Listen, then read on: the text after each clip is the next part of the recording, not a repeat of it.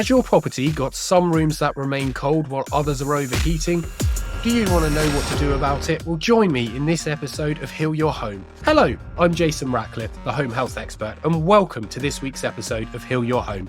Within this episode, we will be looking at the thermal dynamics of a property and whether they are a universal approach or whether they're a little bit more complicated based on individual properties and location. I will also be speaking to the lovely Kathryn Boat, who is one of Cornwall's best interior designers. I will also, of course, have a listener question, and I will be answering in regards to DIY options for damp treatments and whether they're possible. And of course, I will also have a tenant top tip. But first, let's talk about thermal dynamics. Heal Your Home with Jason Ratcliffe, the home health expert. Everybody knows that a property can get cold if there's no insulation or if the property is unmaintained, damp, or generally in a state of deterioration. Now, building regulations, approved document L, depending on if it's a new build or retrofit, there is a universal minimum standard for the insulation that needs to be put in those buildings. Now, this is vague. It's very vague, and it needs to be because obviously there are so many different categories and types of location and buildings and extensions and all sorts of factors that building regulations can't universally easily come to a one-size-fits-all approach, but it's the best that we've got at the moment. But now the issue we have with that is obviously a one-size-fits-all approach does not fit every single property. Now, this is very much the main issue that I come across with insulating properties, whether it's the incorrect insulation that's been used, such as PIR or foam insulation within older buildings, and therefore ventilation and breathability becomes an issue. So you're looking at condensation issues, black spot mold, or you're looking at too much insulation within areas with huge amounts of solar glare. So actually, in fact, you're going to be getting a huge amount of overheating and discomfort within your home. And then that, along with poor ventilation, is just not a good result for well-being at all. So what we're actually looking at is, well, can building regulations be still met, but also for a more dynamic approach? So whereas there's a set, for example, retrofit, at the moment it's 0.3 watts per meter squared Kelvin, if you want to get technical about it. So that basically is the amount of energy that can transfer from inside the property to outside the property at any one time or over a period of time. And you cannot exceed that. If it does exceed that, then it technically fails building regulations. However, there are many more factors that are involved, including the location. If you're based right on the seafront, obviously you're going to get a lot of sea spray, atmospheric pressure will be different. There'll be a lot of thermal changes, such as wind chill.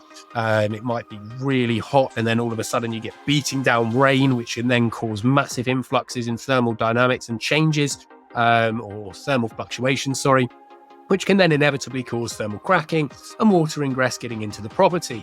Now, the issue with things like this, depending again on the construction and the insulation that's in place, it depends on the saturation levels. If that's left, that can then cause massive drops in thermal efficiency within buildings, especially if you have things like sheep's wool or mineral wool insulation. Now, I'm not saying these insulations are not worth having. That's not what I'm saying at all. I'm just saying that some are more absorbable and they retain a lot more salts than ones that may be like corkboard or PIR insulation. So it's important to understand the permeability of insulation, but also the qualities of what happens if that gets saturated. But also what happens if you have the rear facing of your property is a cliff face, for example, or lovely trees which are giving you huge amounts of shade, but then the other side of your property you get massive amounts of lovely sun throughout the day, and you've got big windows, and it's causing huge amounts of solar glare on one side of the property. So one side starts heating up and the other side will inevitably be colder, damper. You might find black spot mold, but then how do you obviously retrofitting or readjusting that once a building has been created is much more difficult, because you'll be looking at other things such as ventilation and potential more invasive inspections and improvements. But before any works go ahead, why not consider actually these problems beforehand and how they may actually be resolved before they become an issue? So, for example, having less insulation within an area where there's a huge amounts of solar glare, which can then you cause a huge amount of heat to arise, and naturally that section of the property is going to be warmer. But using that insulation to then obviously have more insulation than technically is required within the areas that are more damp, hard to treat, and also then having vapor barriers and more waterproof detailings within those areas. So actually you're combating these issues before they're issues. Now, this is a proactive approach rather than a reactive approach. And most people don't really get advised this because it's more expensive typically, and or more importantly, it's normally an inconvenience to contractors because it's not a one size fits all. It's not something that is the norm necessarily to think about. So in actual fact, these things aren't needed currently for building regulation standards, and they should be. But if they were in place, then obviously there would be a lot more or easier wellbeing enhancements and maintaining in a property. But really, how important are these? And how much can they change depending on the property? And to be honest with you, a huge amount. There's very new research and existing research out there about orientation. We know an orientation and a location of a building, depending on the height of the building, the atmospheric pressure, wind chill, the elevation, orientation, the surrounding buildings, etc. There's so much that can go into why a building can act the way it does and the thermal efficiency of that building. But how to actually measure this, what's the metric, and how does that affect financially and also the well-being of those occupiers? Well, it really depends on the type of area in the country or in the world that you live in. If you're more coastal or typically within a 50-mile radius of the coast, then you are technically classed as a coastal area because in theory you would still have salinity, so you'd have salts within the air and in the rain from those coastal environments, which can then have a huge impact on the thermal conductivity or the heat performance, the insulating performance of a building.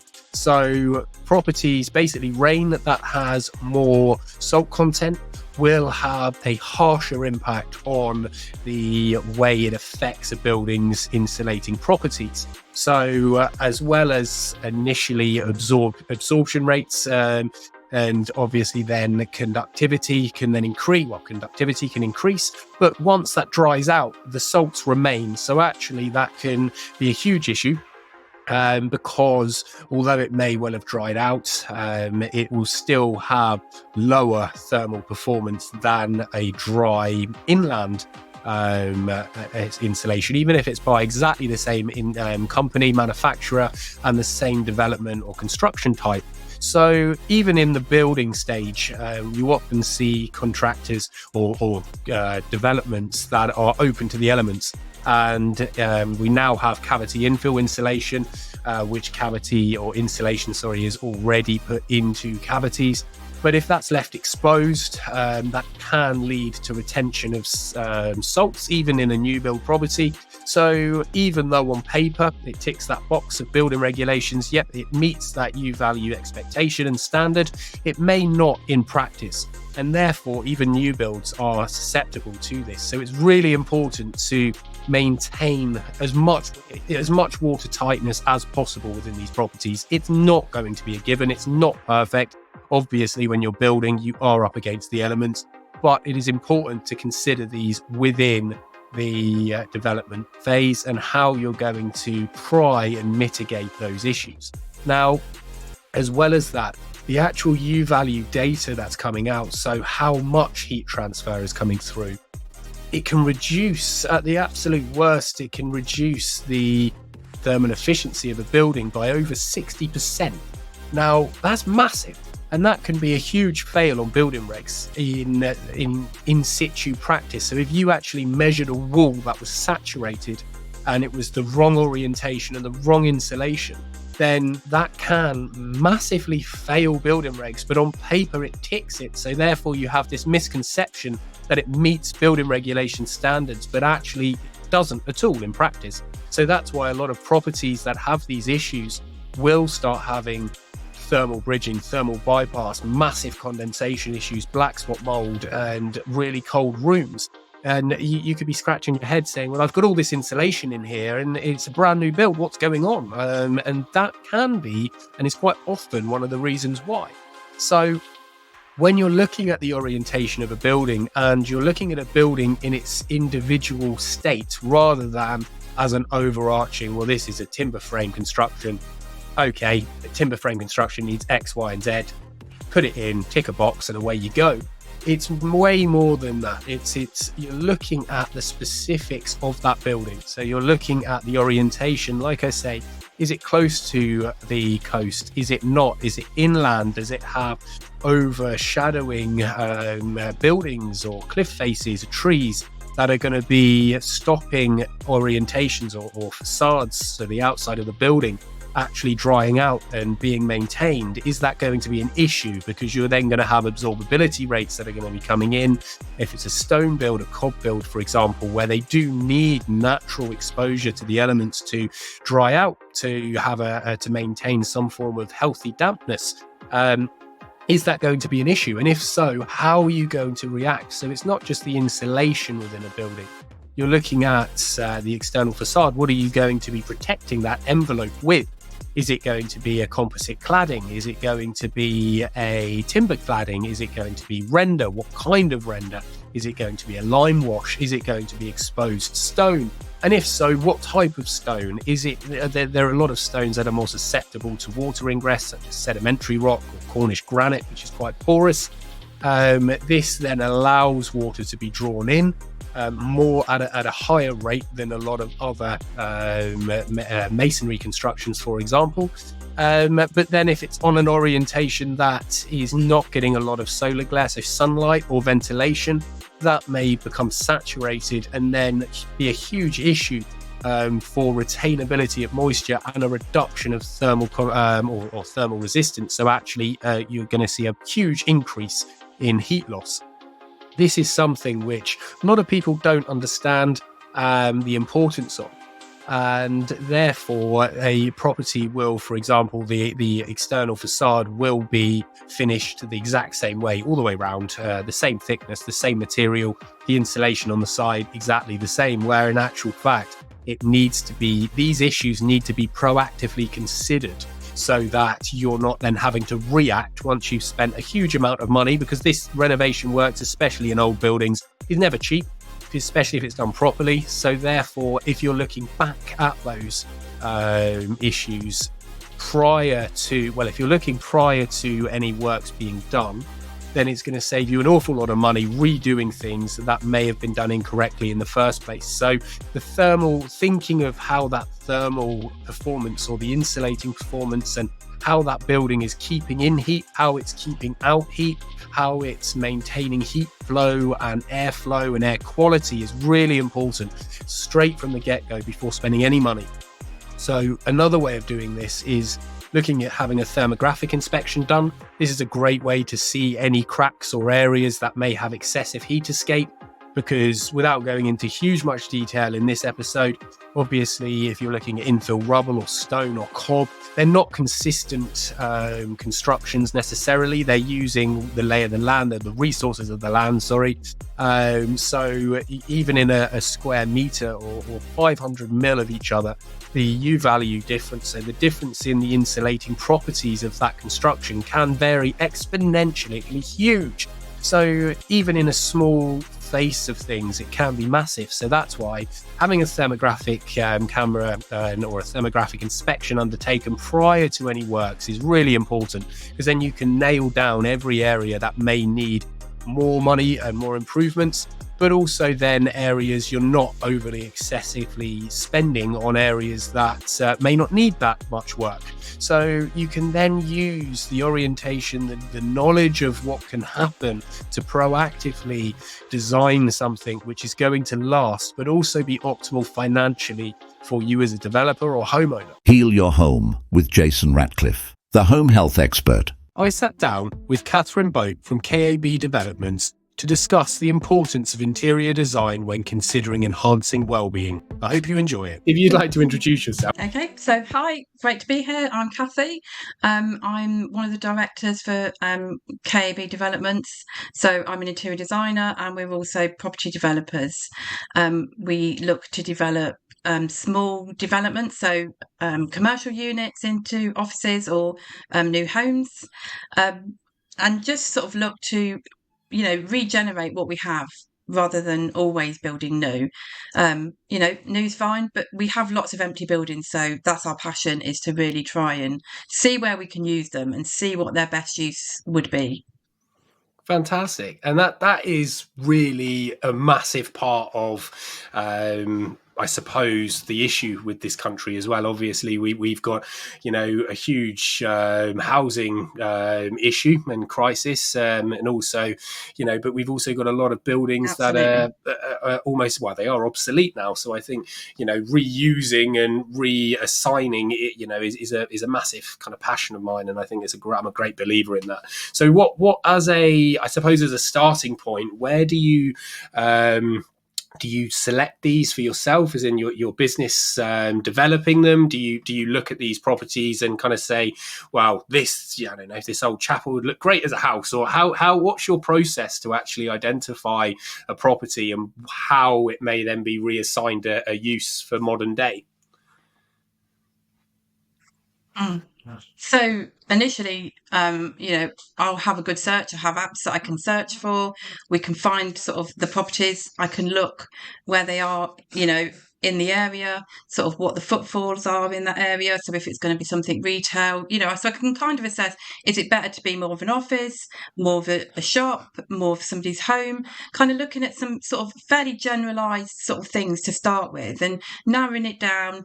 And then we'll perhaps go and look at properties. When I first go in a property, I'm looking at what light is there, because light is one of the most important things and obviously has a massive influence on how we can then use that space.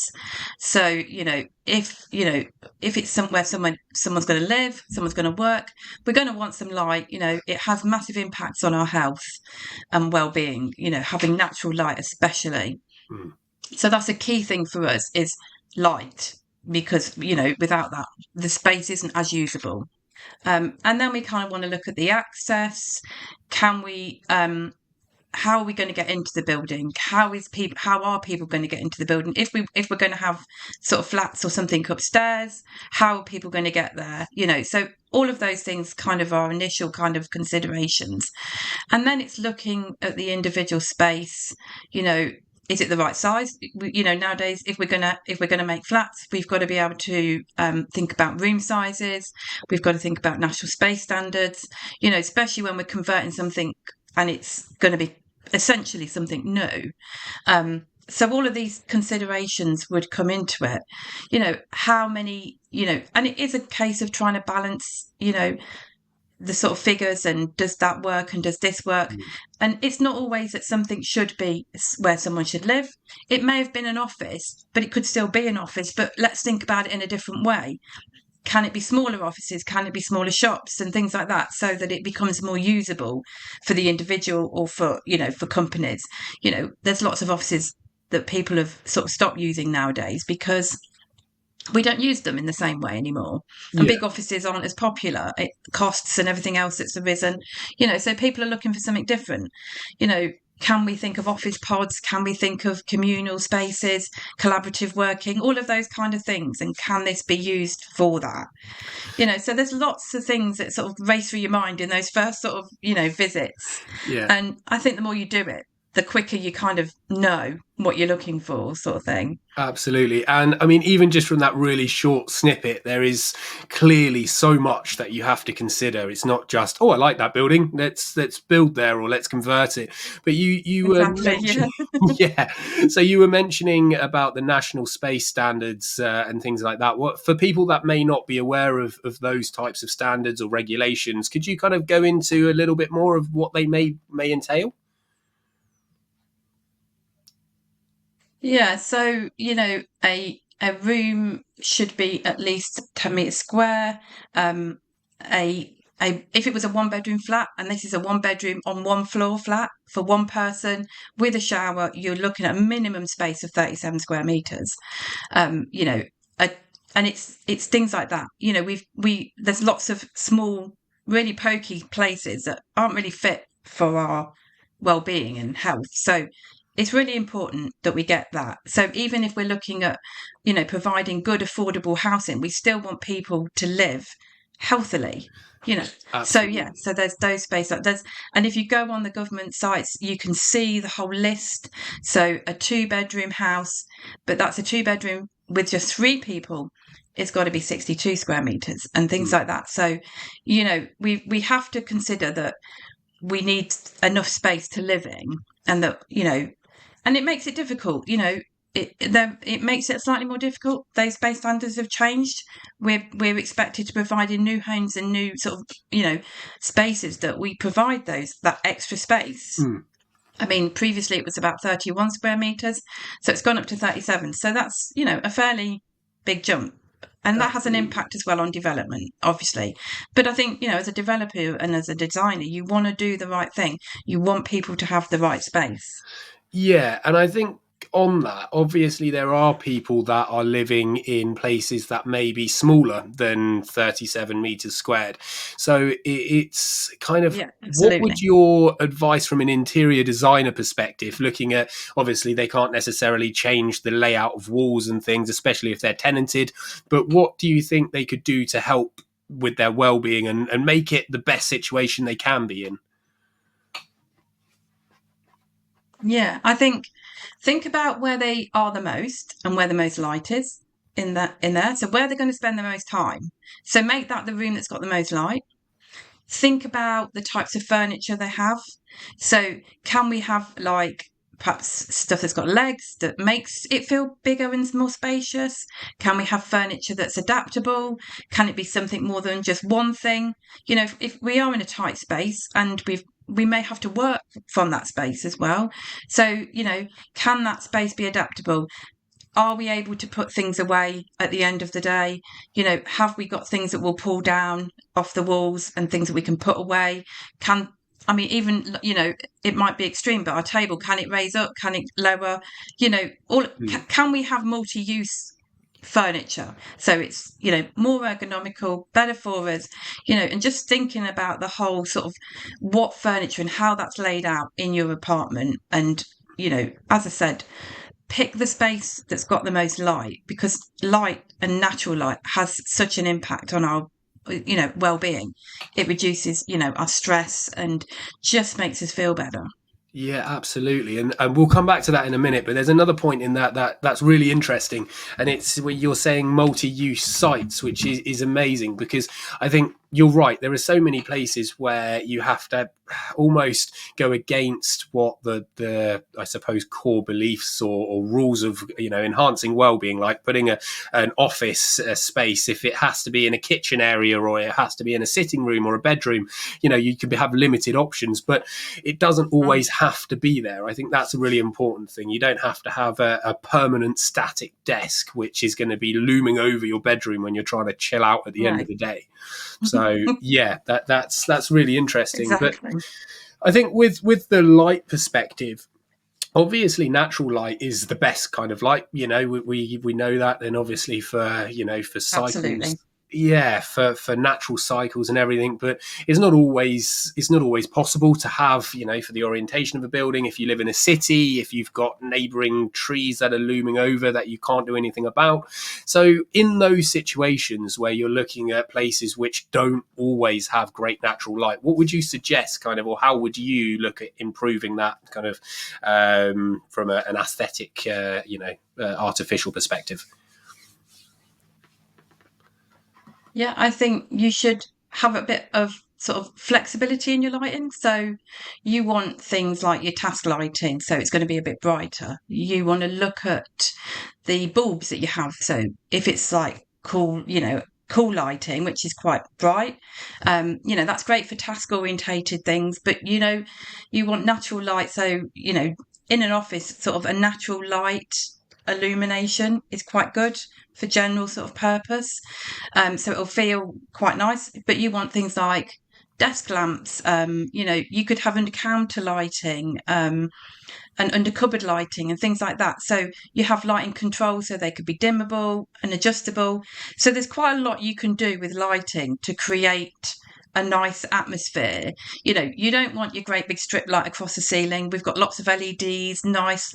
You can have functional, really good lighting that actually looks nice at the same time, creates a nice ambience as well. But yeah, you've got to think about your task lighting, your sort of general lighting, things like that. And can it be adaptable and not just rely on one light type of lighting, because it can become quite harsh over time. And I suppose that links back into the multi-use type thing, doesn't it? So if you've got somewhere which is both a work Absolutely. environment and a sitting room, it would be great to have almost like smart lighting where you can have, mood lighting, or you can have work lighting all in the same Absolutely, yeah. place. Fantastic. Yeah, And when you're smart looking at lighting, these we've buildings, got like, sorry.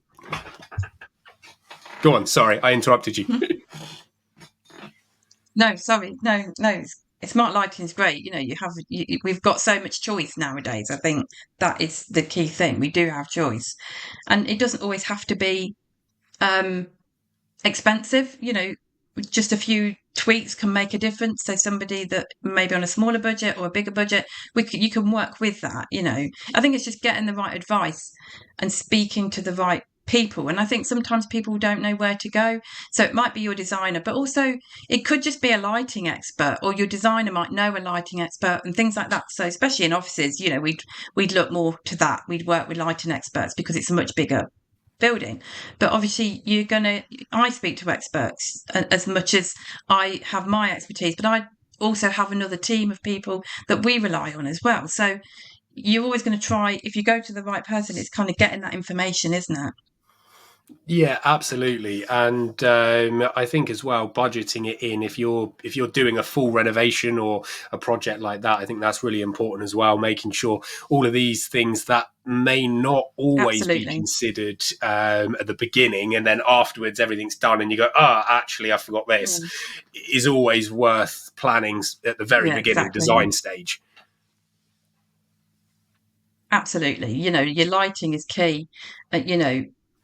All of those things that you should be thinking about, lighting sockets, all of those, your electrics is part of your key initial design, because obviously that's going to be part of your first stages of your development. So yeah, it's absolutely key. And I think sometimes it is a bit overlooked and people don't always consider exactly how they're going to use their lighting, where they're going to want it. Yeah, absolutely. And do you look at rooms from a perspective of occupants as well? If it's a family, or if it's, say, a single person, or if there's somebody who might be hard of sight, do you look at those when looking at kind of enhancing the well-being factors of a building? Absolutely. I think it's important that when you start any design process or building process, that you consider who's going to be using it. So it may be that you know who's going to be using it, and you've got a pretty good idea. And if you're working, I don't know, in an office space, it's really good to have a chat, speak to the people that are using it. What do they do? What do they want? Kind of thing. So it's understanding how and who is using that space. If you're designing, a flat or a house for somebody, you kind of have an idea of who that is going to be for. So you're kind of thinking of those things ahead. Who's going to be using this space? Or it might be an older generation, it might be a younger generation. So how are we going to adapt to that? How can we use that space for different people? And just sort of future proofing it. Can things be added later and things like that? So depending on who's going to be using it later. So it's kind of just things like that. And, in our house, for example, we're building and we've got lights and sockets everywhere, but that's kind of because, you might need those things. You don't know when you're going to need them, but it's better to have them while you're building because the cost obviously reduces. It's much easier. As you say, you don't want to be thinking about it after. It makes it much harder. Absolutely. No, I completely agree. And the worst thing is as well is in bedrooms where obviously there's plug sockets in specific areas. That's where the bed's going to go. And that's kind of the end of it. Absolutely. Oh, amazing. So Yeah, you when can't you're move it from that looking spot at, ever. Yeah, absolutely. So when you're looking at furnishings and paints and products that are going to go into it, do you look at kind of the sustainability factors and kind of how that may affect the well-being? How do you select those? Because obviously there's so much of a broad spectrum of products out there now where it's kind of everyone's boasting we're sustainable or we're health and safety etc. Mm. approved or ISO approved, but how can you filter out that noise and then sort of say, well, this is actually safe and appropriate for the people that I'm designing it for? Yeah, I think you have to look at the whole life cycle of a material, so you can kind of research companies quite quickly in that respect. But I think, we can put a big emphasis on this, but actually, if we can buy locally, if we can reuse things and repurpose things, then that's great. I think when we're putting products into like flooring, worktops, things like that, we've kind of got to think how durable are they as well. So, you know, it is, we kind of looked at some flooring and, it's a wooden flooring, but it uses a lot less wood. It has an industrial strength. It's great for heating. So the underfloor heating, it comes through quicker because it's not very thick. Mm. So things like that. So, I kind of look into a company. So what do I want to get out of it? So for me, that was great because one, it's still wood, it's sustainable, it's using only 10% of what a normal sort of wood floor or sort of, engineered floor would use. My heating comes through quicker. So all of those things reduce my energy. They're much better for my costs and things like that. So kind of those things. It may be that it has come from abroad, but I'll perhaps work with a local company and sort of a local business because then to me that's more sustainable. I'm buying off a local business and then that helps that community and economy. So kind of they're the things that I think are important, and Absolutely. that, yeah, I agree. There's so much on the market, but I kind of try and start local and then work out from there. And then just, because you could buy something that's really great as a product, but you've got to get it from China or somewhere. And Yeah. does that then make it sustainable? I don't think so, Whereas I could maybe get a product from somewhere locally that, in theory, that their product might be not as good, but I've got it locally. I can reuse it, or it's much better. That's how I work anyway. Yeah, and it's really interesting you saying about how products work with each other, like the flooring, for example, because obviously you may not Absolutely. necessarily look at that when looking at the process. You may look at the durability, how it reacts, aesthetically in the property and works with the rest of the design, but the practical element of it is really important, and I think that's a really good point to bring up because especially from a sustainability or reducing energy usage, because there's no point in bringing something in that's going to be an absolute nightmare if you're planning on having underfloor heating. So yeah, that's Absolutely. Yeah. yeah, and just really kind of picking your brains, I suppose, on something, which is if you have too much natural light, for example, say you have a lot of natural light, which then inevitably comes with sunlight, and sunlight, as we all know, is solar glare, which can then cause the greenhouse effect, blah blah It's too blah. right. So there's obviously that end of the spectrum. How would you potentially look at that as well? Because obviously, it's amazing having so much natural light, but at the same time, it can also have the opposite effect in temperature. Exactly, yeah. So I think you've got to think of window treatments starting off. So can I put something that's going to stop the glare and stop that, but I'm going to still get my natural light? You've got lots of choice of blinds and just sort of, different types of things that you can put at windows that will reflect the light, but will still give you light. So you're not going to get that glare in your face sort of thing straight away. I think if buildings as well are fairly well insulated, and I know it's not always possible, but if we can look at things like that, the insulation of buildings, how the inside of the buildings are. So if they're comfortable already, and then we can reduce the sort of glare from the windows, we're getting natural light, we're not uncomfortable, and it's much better for us in that Mm. respect. But yeah, so it's a bit of a balance because we want natural light, but at the same time, we want to be able to sit and look at our monitors, watch TV and things like that without that kind of glare. So being, again, adaptable. Can we put blinds down? Can we put them up? Can we just have them open slightly? Are there treatments that will just give a shade but still let that natural light come through? So that's quite important, I think, when we're thinking about light and with big windows. Yeah, absolutely. And I think as well with the blind situation, obviously, if you have Velux windows or windows that might be out of reach, having smart technology and, Exactly. automatic remote control things. Again, yeah. Again, going back to that, how smart technology can obviously help and benefit, the users. So that's amazing. Thank you so much. And is there anything else that you'd like to kind of go over while we're here? I think it's just, that when people start, so if you're doing this on your own, you don't have to, lots of people, don't have that budget. They want to work, just kind of read lots of articles, just chat to people, because people are quite open, in our industry. I'm quite happy to share. I'm quite happy to just have a chat with somebody for a little bit of advice and things like that. And I think lots are, but there's so much information out there. And it just kind of have a bit of a look.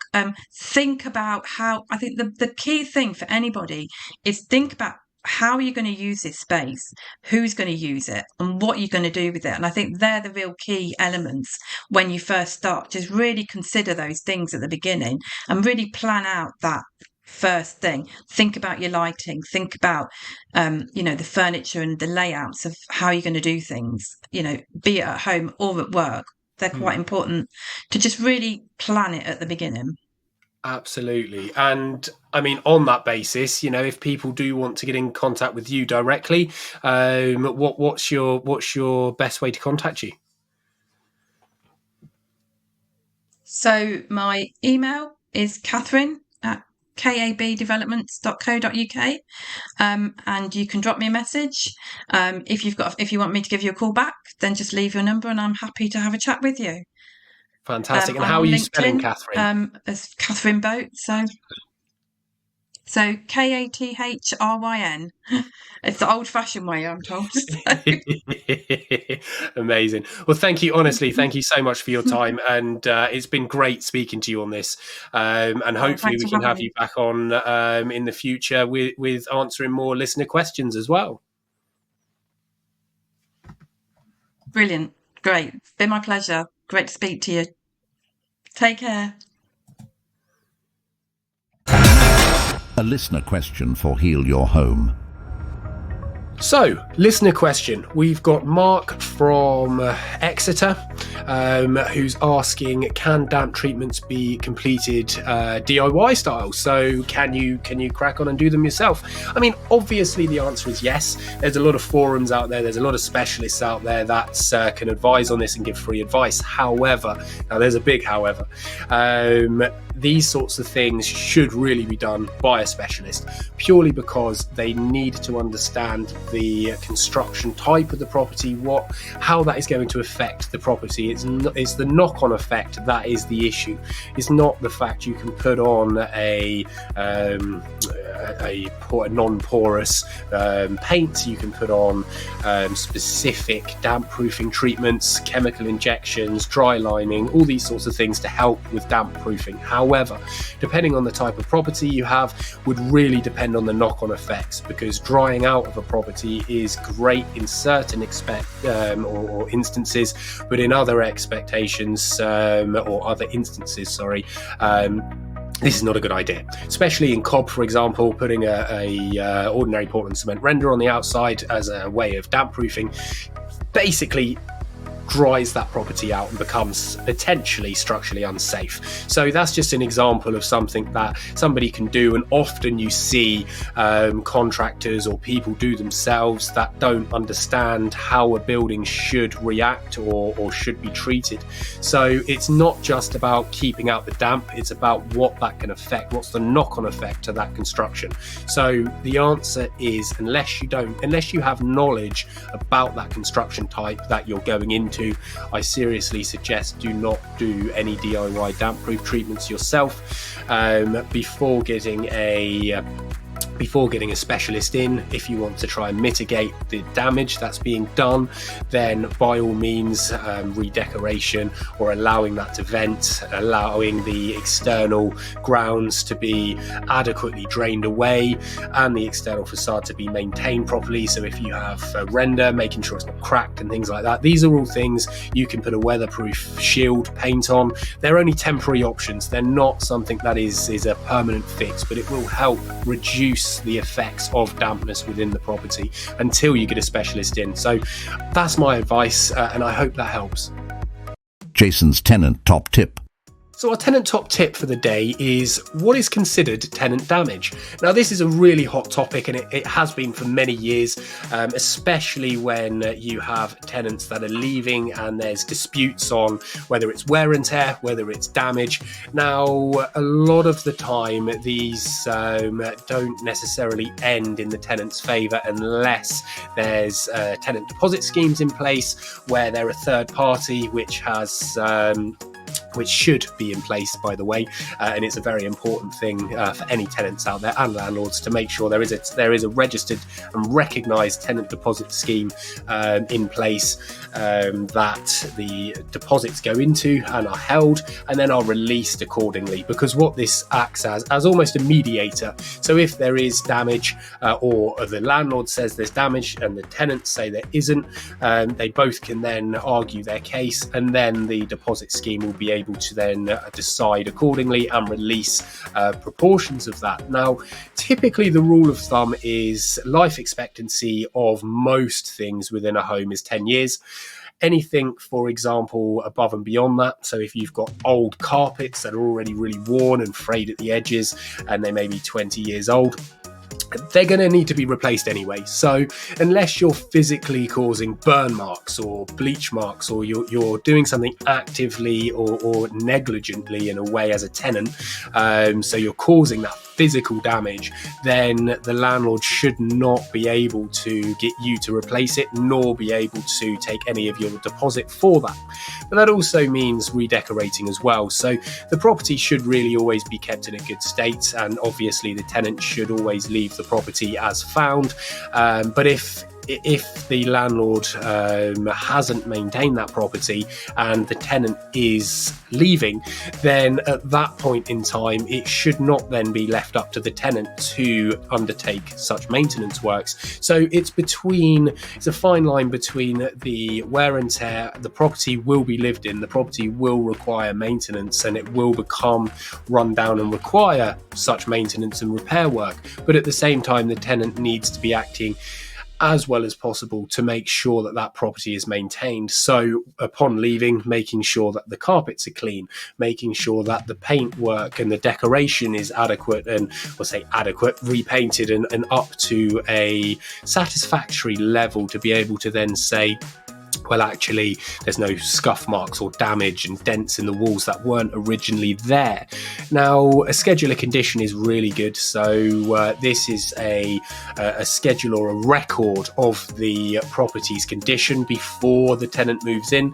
This should then be signed by the tenant while at the early stages of moving in, to make sure that this is in agreement with that, so everybody's in agreement.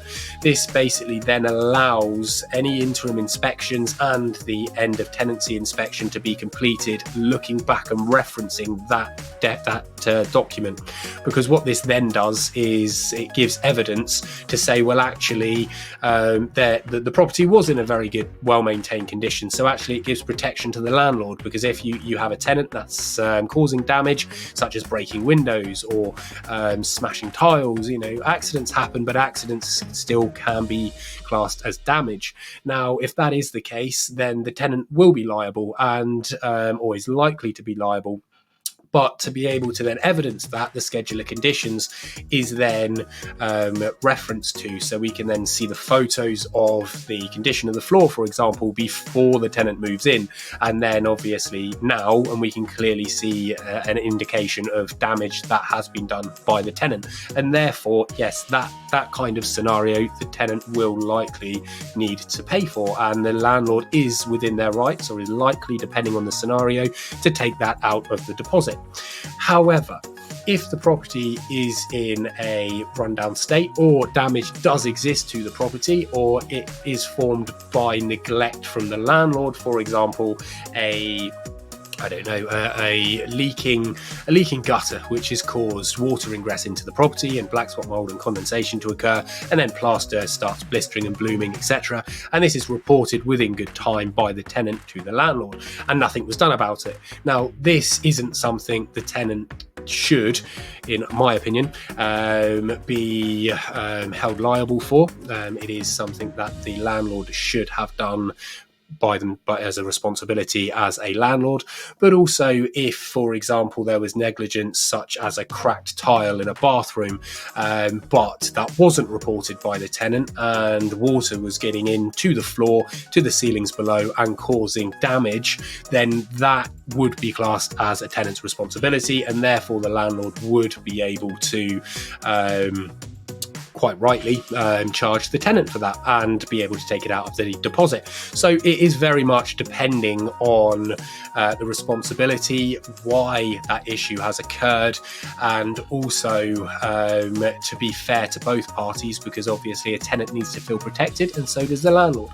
So hopefully that clears those issues up, and if this is of interest and more detail is useful, by all means give us an email, get to us on social media, and we can delve into this more for you. Heal your home with Jason Ratcliffe, the home health expert. Thank you so much for listening to this week's episode. It really does mean a lot to me and my team. Check out the website at homehealthexpert.co.uk for more information, to check out the services that we can help with for you and your family and improve your home's health, and also for the top tip guides that we have available for you. You can submit listener questions through our website and also by emailing our team at info@homehealthexpert.co.uk, or by searching for Home Health Expert on Instagram and Facebook. We will try our absolute best to get round to your questions and help your family out to improve your home's health. Don't forget to subscribe to Heal Your Home wherever you get your podcasts, or on YouTube if you're watching along. Thanks again for listening, it really does mean a lot. We could not do this without you, and in actual fact it would be completely pointless. So please send in your questions, and I look forward to you joining me in the next episode of Heal Your Home. Your health